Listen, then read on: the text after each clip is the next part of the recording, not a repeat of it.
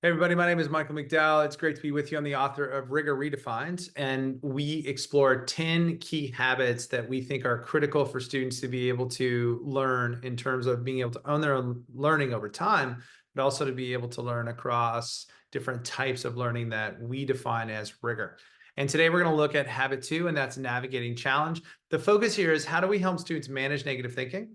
And how do we actually help them cultivate and build the habit of curiosity over time? And that's through very explicit routines. So one way to embrace challenge is, how do I make sure that those negative ideas that are in my head, how can I actually address them, recognize them, talk through them? And then also on the flip side, how do I actually get students to actually lean in and say, hey, I'm actually interested in this, or I want to know more about this, even if I might not be up front.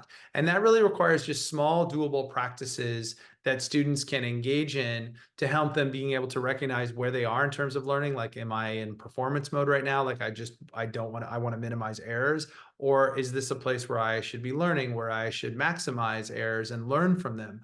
And I think helping students develop kind of an orientation or an awareness of where they are is really, really important for students in terms of being able to navigate those challenges, and then being able to employ routines for building curiosity. And these are things that we might use in terms of, let's say, keeping inquiry going, where we might ask questions, but then we might follow up with another question, another question, another question, or cueing transfer, where they might be learning something and saying, let's step back. Where would this apply out in some other part of the world, or in a different situation, or in your own life?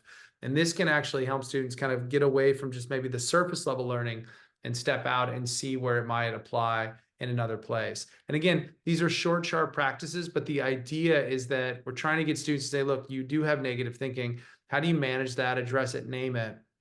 And the second, how do you start to cultivate curiosity when you may be bored? You may not initially be interested in this, but over time, if you're leveraging the right types of questions and the right types of behaviors, you'll start to actually develop some level of interest in just learning, but also maybe in that particular topic.